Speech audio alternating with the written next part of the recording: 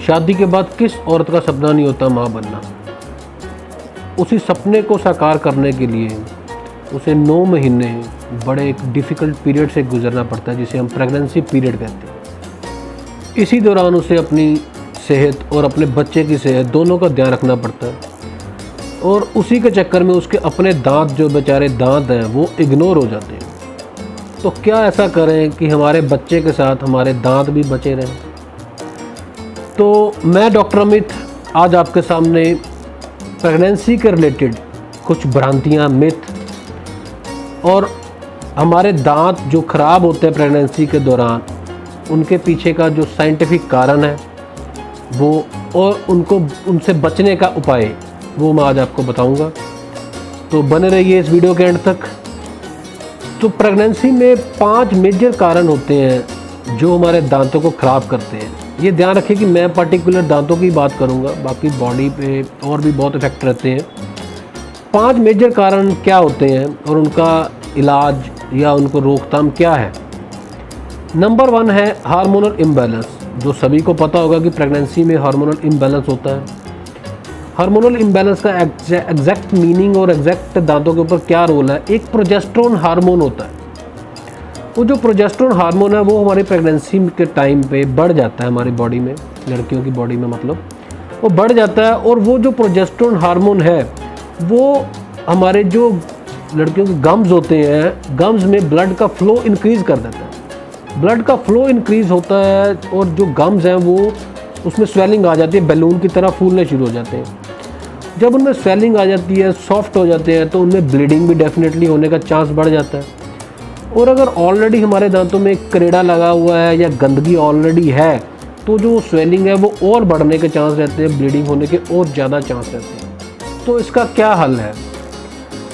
देखिए, progesterone hormone जो वो तो एक नेचुरल प्रोसेस है, उसको तो नहीं रोका जा सकता। वो तो हमारी बॉडी के लिए या प्रेगनेंसी के लिए अच्छा रहता है, लड़कियों के लिए। लेकिन जो गम्स में स्वेलिंग आती है उसको हम काफ़ी हद तक कम कर सकते हैं अगर हमारे जो दांतों में करेड़ा जमा हुआ है या गंदगी है उसको क्लीन करवा के रखा जाए। इसलिए जो स्केलिंग है वो होनी बहुत ज़रूरी है। कंसीव करने से पहले, इमीडिएटली पहले आप डेंटिस्ट के पास जाएं और अपने दांतों की स्केलिंग करवाएं। और इन बिटवीन प्रेगनेंसी भी आप दांतों की स्केलिंग करवा सकते हैं। इसमें कोई हार्म नहीं है, क्योंकि कोई मेडिसिन नहीं चलनी होती, कोई एक्सरे नहीं है। तो ये आप ज़रूर करवाएं। इससे क्या होगा, आपके जो गम्स में स्वेलिंग है उससे बढ़ने के चांस कम हो जाएंगे। नंबर 2 क्या है कि कई बार दांतों में छोटी छोटी कैविटी होती हैं लड़कियों के, और हम उस कैविटी को नॉर्मली इग्नोर किया जाता है कि चलो छोटी सी कैविटी है, कोई प्रॉब्लम नहीं है। नॉर्मल लाइफ में वो छोटी कैविटी है, उसको बड़ा होने में, कैविटी का साइज़ बढ़ने में बड़ा टाइम लगता है। लेकिन प्रेगनेंसी में ये कैविटी छोटी जो है वो बहुत जल्दी बड़ी होने के चांस रहते हैं। क्या कारण है उसका कारण है कि प्रेगनेंसी में रात को उठ कर लड़कियों को खाना वगैरह खाना पड़ता है, क्योंकि भूख लगती है। एक नेचुरल प्रोसेस है भूख लगना, और ओवर ईटिंग हो जाती है। और कईयों को शुगरी स्नैक्स खाने का बड़ा शौक़ रहता है, मीठी चीज़ें खाने का बहुत शौक़ रहता है।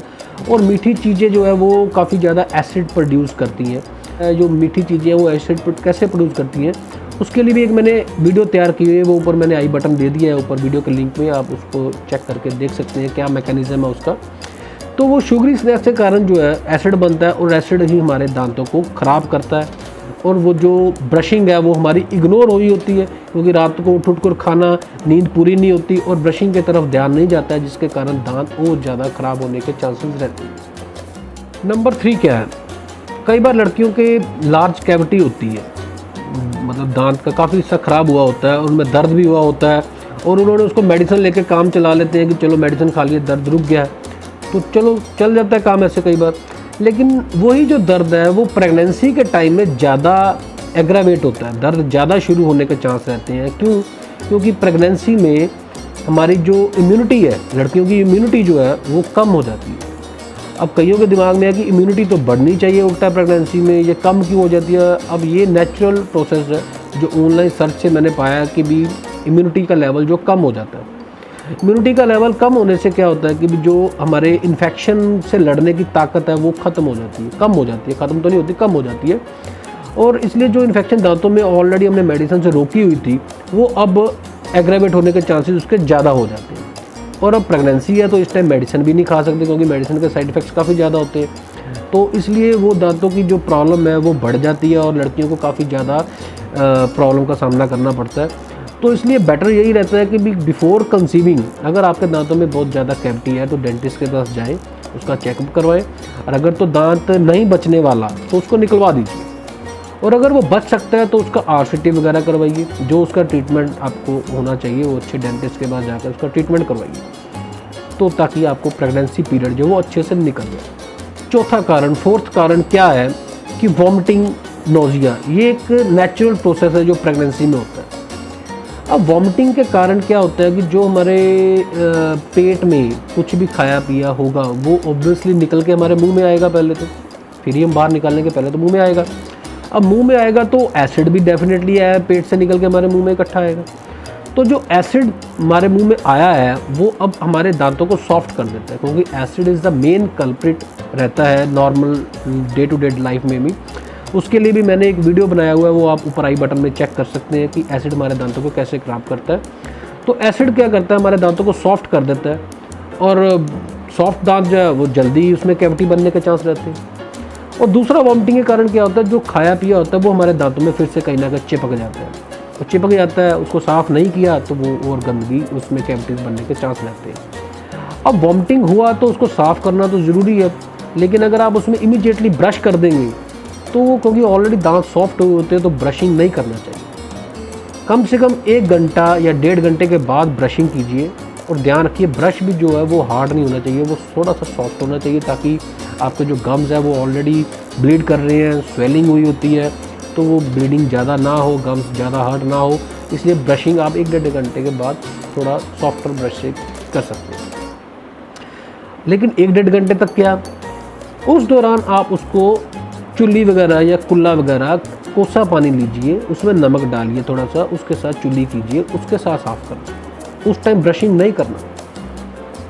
और चुल्ली करने के साथ साफ़ कीजिए, या आप माउथ वॉश यूज़ कर सकते हैं, अल्कोहल फ्री माउथ वॉश होते हैं, अल्कोहल नहीं होना चाहिए उनमें, अल्कोहल दांत को और ख़राब करेगा, वो भी अल्कोहल जो है गम्स को भी ख़राब करेगा, इसलिए अल्कोहल फ्री माउथ वॉश आप यूज़ कर सकते हैं। अब फिफ्थ कारण क्या है कि भी जो आप ओवर ईटिंग भी नहीं हम कह सकते, एक बॉडी की रिक्वायरमेंट होती है लड़कियों के लिए, उस टाइम भूख बहुत लगती है तो खाना ज़रूरी होता है, तो आप खाइए।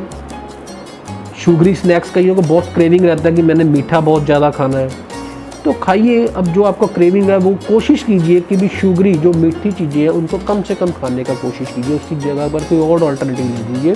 मीठे फ्रूट ले सकते हैं आप, लेकिन जो फर्मेंटेबल कार्बोहाइड्रेट्स हैं या स्टिकी फूड है जैसे बर्गर, पिज़्ज़ा, चॉकलेट है, ऐसी चीज़ों को कुछ हद तक कम खाने का कोशिश कीजिए। लेकिन फिर भी अगर आपका मन करता है इसको खाने का तो खाइए, लेकिन ब्रशिंग जो है वो आपको बहुत ध्यान रखना पड़ेगा।